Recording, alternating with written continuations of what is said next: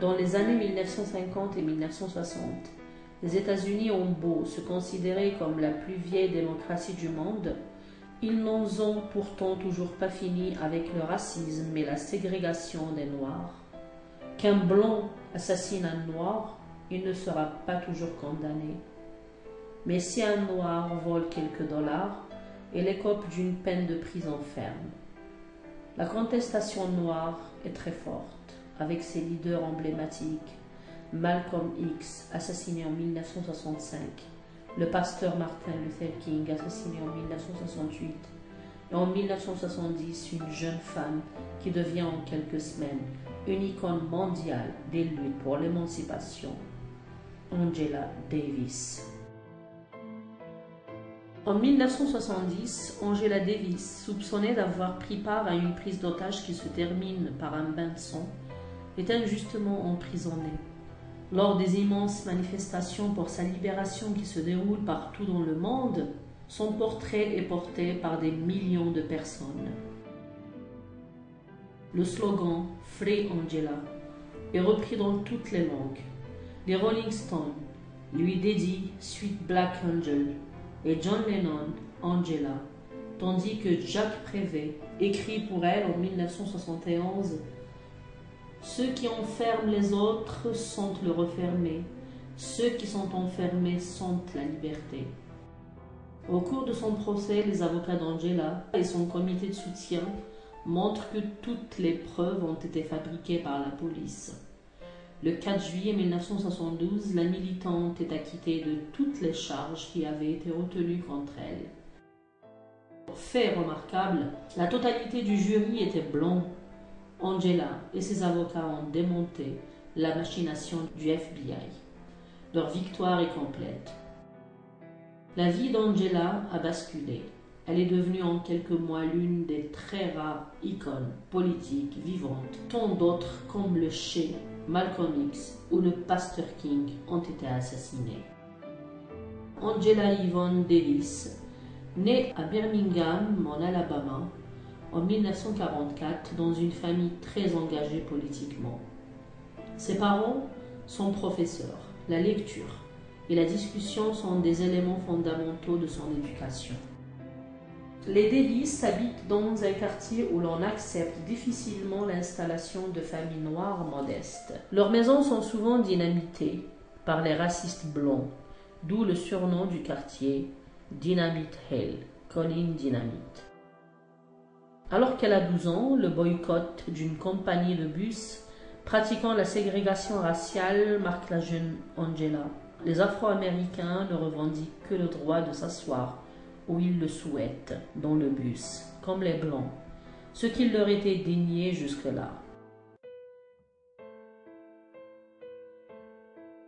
Le 16 septembre 1963, un attentat à la bombe dans une église baptiste de Birmingham tue 4 jeunes filles noires que connaissait Angela. Les assassins sont des racistes du Ku Klux Klan. Ces événements décident la jeune fille à consacrer sa vie à la lutte contre l'injustice et les discriminations. Elle obtient des bourses pour poursuivre ses études entre New York et Paris. Elle est l'élève du philosophe Herbert Marcuse, l'un des maîtres à penser de la lutte contre la guerre du Vietnam et des révolutions de la vie quotidienne. Angela obtient son doctorat en 1968, adhère au Parti communiste des États-Unis et devient professeur de philosophie à UCLA, l'Université de Californie. Mais le gouverneur de l'État, Ronald Reagan, futur président des États-Unis, a une toute autre opinion d'elle. Il la considère comme une dangereuse communiste et il parvient à la faire exclure de l'université en juin 1970. Angela s'intéresse au sort de tous les Afro-Américains, en particulier celui des femmes et des prisonniers. En août 1965, 6 jours d'émeute dans le ghetto noir de Watts, un quasi-bidonville de Los Angeles, ébranle le mythe américain de la démocratie et du bien-être pour tous. L'ordre y est rétabli au prix de plus de 30 morts. Partout aux États-Unis, les ghettos noirs sont en ébullition, comme à Détroit en 1967.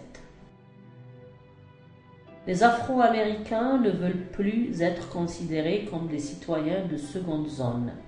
Malcolm X puis les Black Panthers utilisent la violence à des fins politiques, tandis que Martin Luther King prône la résistance non violente, à l'exemple de Gandhi en Inde. Angela souhaite une révolution socialiste qui bouleverserait l'ordre social et instaurerait enfin l'égalité entre les êtres humains. Tous les êtres humains, quelle que soit leur couleur de peau, leur sexe, leur condition sociale, elle est de tous les combats contre la discrimination raciale, sans oublier ceux pour l'égalité homme-femme. Les femmes noires, écrit-elle, sont victimes d'une pluralité d'oppressions en tant que femmes, en tant qu'afro-américaines et pour leur quasi-totalité, en tant que travailleuses pauvres. Pour que la femme noire se libère réellement, elle doit mener les 3 combats de front.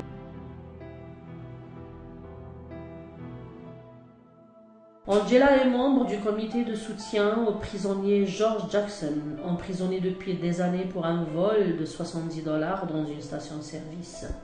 Elle l'a visité en prison et en est tombée amoureuse.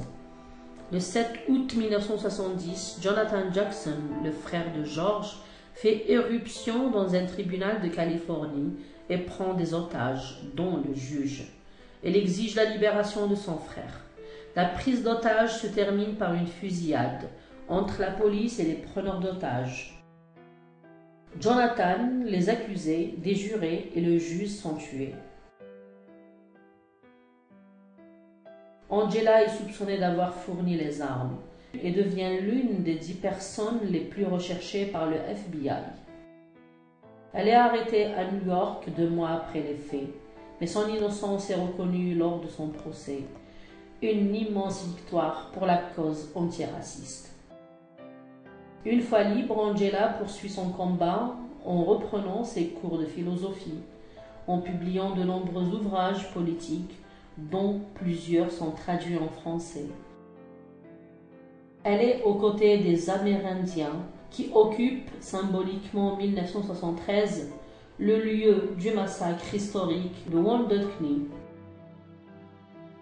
Elle se présente aux élections présidentielles américaines en 1980 et 1984 pour le Parti communiste, qu'elle quitte en 1971. Elle s'engage contre la guerre en Irak en 2003 et en 2012, elle participe à un film documentaire sur la libération des prisonniers politiques à travers le monde.